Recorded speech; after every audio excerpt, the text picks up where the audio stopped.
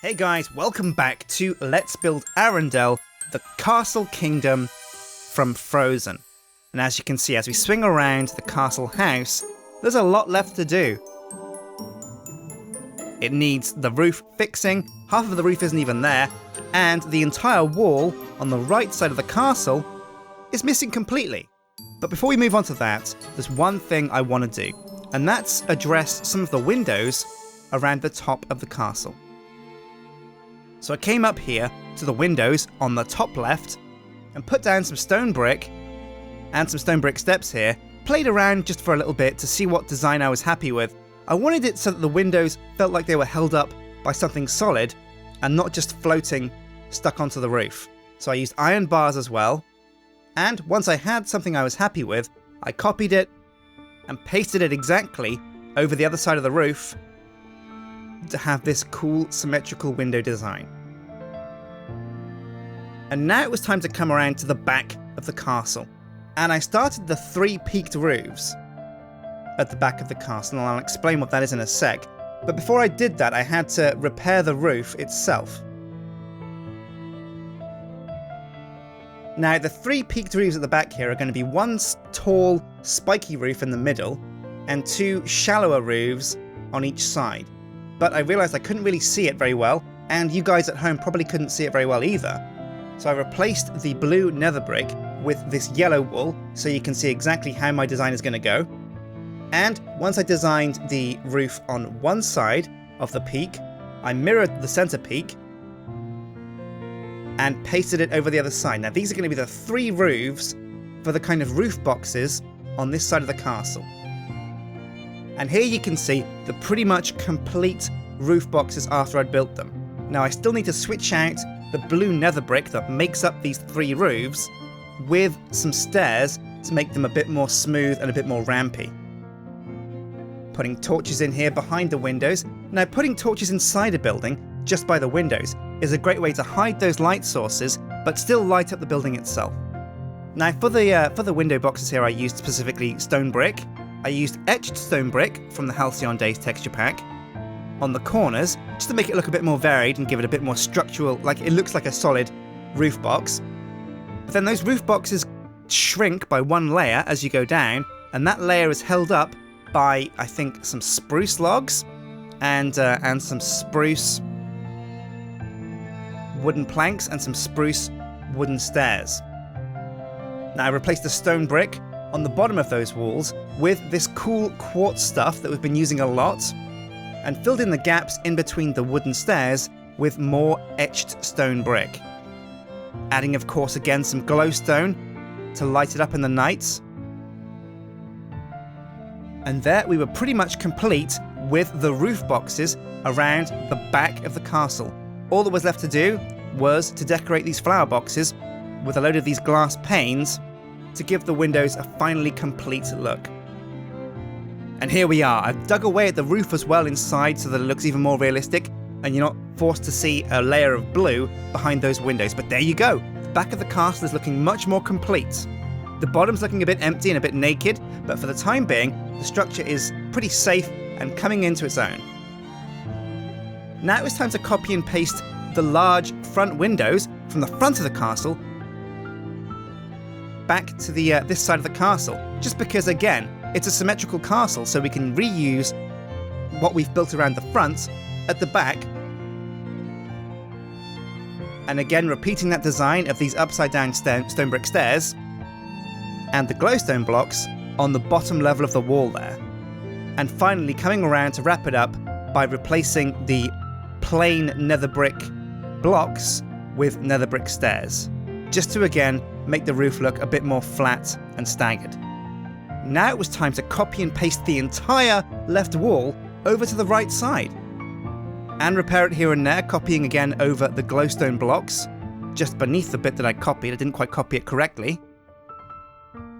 But there you go, and as soon as they're in place, it was time to come back around and add the roof ridging to give again the roof even more detail and definition. Oh yeah, looking pretty good so far. And again, replacing the bricks there with steps instead.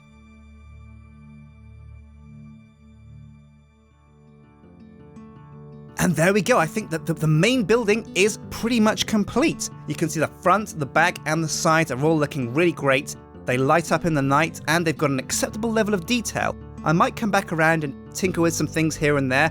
I'm not sure if I think the back's detailed enough. I think I might be able to do a bit more with the roof. But there's one thing I also need to do. And that's on the left of the castle here, build the large cylindrical tower that reaches really high. Now this is going to go next to the chapel, which is of course where the coronation takes place in the movie Frozen. But for the time being, we're not going to build the chapel, we're just going to build this cylindrical tower. Now I used the Minecraft's circles reference sheet, which is a great image that shows you exactly how to build a perfect circle of any size in Minecraft. And I built the roof over with the nether brick steps, that's cerulean nether brick, so that I could see where the centre of this cylinder was and how it would connect to the roof of the castle. And now, to make things much easier, I used the cylinder tool from World Edit to get perfectly concentric circles that decrease in radius as they climb up. And once I was happy with that kind of half cone shape, I rounded it off with some nether brick stairs. And then with that in place, it was time to climb even more. Now if you've watched the movie, you'll see that this tower, again like much of the castle, starts to go up with stone brick, or a building material, then it starts to have a bit of roof that slopes up slightly, and then there's more structure, even more roof, and then finally the top is capped off with this tall kind of reaching spire rooftop. Now luckily enough, because this is a perfectly cylindrical object, a perfectly cylindrical tower, and I want to keep things symmetrical, all I had to do was design one corner of this tower completely and perfectly. And then what I could do was copy and paste it, rotate it 3 times by 90 degrees, and repeat that effect on all other 4 corners of the cylinder. So here you see me just chiseling away at the tower with some etched stone brick here and there, some glowstone blocks, some fences, even some chiseled quartz. And of course, staggering the roof slightly by changing the blocks into steps, and designing the wall around the top of the tower using again quartz blocks that are chiseled. And what I did was I capped off those quartz blocks with brown carpet to give it a thin layer that adds the deceiving look that there's wood across the top of it, when actually in fact it's just brown carpet. And now of course, once the tower and the spire was all completely designed, I got my welded axe out, dragged a region, selected copy, and then it was time to just paste in the same pattern round and round and round the tower. And there we go. Now what this did do was disconnect the roof on the left from connecting with the castle, so I had to come back and reconnect that slightly. Now I might make this roof a bit fatter so that it connects more clearly to the castle itself. And I might even put in a tower that lets us, or a bridge section that lets us get from the tower to the main keep itself. But here you see me down the bottom of the castle, decorating the doorway to get into this small cylindrical tower. Looking pretty good. And here, as we fly by and come in from a large distance back, you can see just how impressive this castle house looks inside these walls. Now there's still a lot to do, there's still a lot of detail that needs to go in. We're by no means finished, but we're definitely getting closer. Now, next episode, what we're going to be trying to do is complete the walls around the outside. I want them all to have the same level of detail as the walls around the front and sides. I'm probably going to repeat the same pattern. Also, what I want to do is build the chapel, the large kind of church where Elsa gets crowned in the movie Frozen. I also want to maybe connect the right side of the castle, the part that we're coming by now. I might want to connect that to the outside walls themselves as well. There's also a harbour that I'm thinking about working with. I might put a large boat in there because it's seaport. Arendelle is a seaport town, village, and I want to have that represented by a large wooden boat. Also, of course, the town itself does deserve to be represented somehow, so I might put the houses down in the town itself. But that's been it for Let's Build Arendelle this episode. Next episode, we're going to get one step closer, and I think we're getting very close to being able to say we finished this build. So hit like and favourite and subscribe, and I'll see you next time for some more Let's Build. Take care.